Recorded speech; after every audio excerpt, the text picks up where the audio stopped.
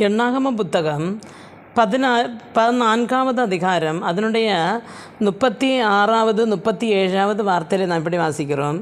அந்த தேசத்தை சோதித்து பார்க்கும்படி மோசேயால் அனுப்பப்பட்டு திரும்பி அந்த தேசத்தை குறித்து துர்ச்செய்தி கொண்டு வந்து சபையார் எல்லாரும் அவனுக்கு விரோதமாய் முறுமுறுக்கும்படி அந்த துர்ச்செய்தியை சொன்னவர்களாகிய அந்த மனிதர் கர்த்தருடைய சன்னிதானத்தில் வாதையினால் செத்தார்கள் என்று காணப்படுகிறது.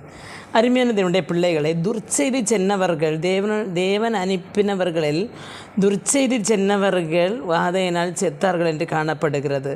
தேவனாகிய கர்த்தர் ஒரு தடவை மோசேயை பார்த்து அவர் சொல்கிறார், கோத்திரத்துக்கு ஒரு ஆள் வீதம் வந்து இந்த கனான் தேசத்தில் சுற்றி பறக்கும்படி நீ ஆட்களை அனுப்பி என்று சொல்கிறார்.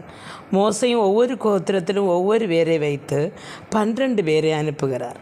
அவர்கள் அந்த கனான் தேசம் முழுவதும் 40 நாட்கள் சுற்றி நடக்கிறார்கள். 40 நாட்கள் சுற்றி நடந்து பிறகு பெரிய முந்திரி கொலையை கொண்டு சுமந்து கொண்டு வருகிறார்கள்.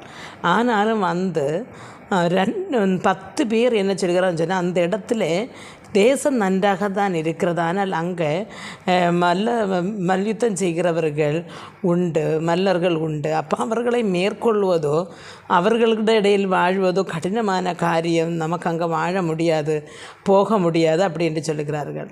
ஆனால் 2 பேர் யோசேப்பும் காலேப்பும் அவர்கள் என்ன செய்கிறார்கள், அந்த இடத்தை தேவன் நமக்கு நம்முடைய கரங்களில் கொடுப்பார் அப்படின்னு விசுவாசத்தின் வார்த்தைகளை சொல்லுகிறார்.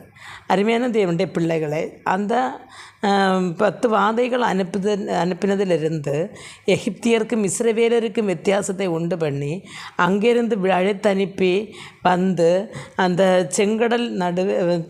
செங்கடலின் கரையிலே வந்த பொழுதும் அங்கேயும் தேவன் பெரிய வல்லமையை செய்து இவர்களை அந்த கடலில் கூட கடத்தி விடுகிறார். அதுவும் இல்லை, தாகத்துக்கு தண்ணீர் கேட்ட பொழுது கொடுக்கிறார், அப்பவும் இறைச்சியும் கேட்டபோது கொடுக்கிறார். இதே மாதிரி பெரிய பெரிய அற்புதங்களை செய்து தான் அவர்களை இந்த தேசம் வரைக்கும் கொண்டு வந்தார். ஆனால் ஜனங்கள் ஒரு நொடி பொழுதிலே அது எல்லாம் மறந்து அந்த துர்வர்த்தமானங்களை நம்பி ஓலமிட்டு அழுது அவர்கள் ஒரு தலைவர்களை உண்டு பண்ணி தான் விட்டு வந்த தேசத்துக்கு திரும்பி போகும்படியாய் அவர்கள் சிந்தனை செய்கிறார்கள்.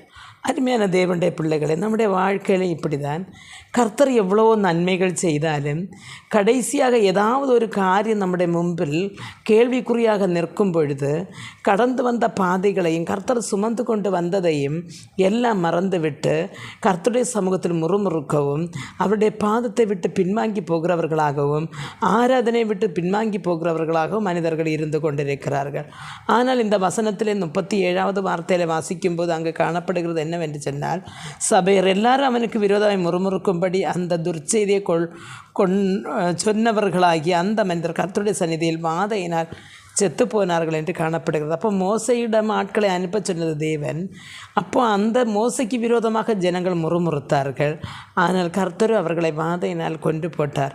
அருமையான தேவனுடைய பிள்ளைகளை, தேவனுடைய பிள்ளைகளுக்கு விரோதமாக முறுமுறுக்கிறது, தேவனுடைய சபைக்கு விரோதமாக முறுமுறுக்கிறது, தேவனுக்கு விரோதமாக முறுமுறுக்கிறது எல்லாம் கர்த்தருடைய பார்வையில் எல்லாம் குற்றகரமான ஒன்று. அதனால் அருமையான தேவனுடைய பிள்ளைகளை, தேவனுக்கு இந்த ஆண்டவர் செய்து வந்த உபகாரங்களை மற்றும் சொல்லி எவ்வளவு கடுமையான அல்லங்க எவ்வளவு இருளான சூழ்நிலையிலையும் அதை தாண்டி செல்ல வேண்டிய கிருபையை கர்த்தர் கொடுப்பார் என்றுள்ள அந்த விசுவாசத்தோடும் விசுவாச வார்த்தைகளை அறிக்கையிட்டு கொண்டு ஒவ்வொரு நாளும் முன்னேறி சென்று கர்த்தருடைய ராஜ்யத்தில் செல்லும் வரையிலையும் கர்த்தர் கரம் பிடித்து வழி நடத்துவாராக.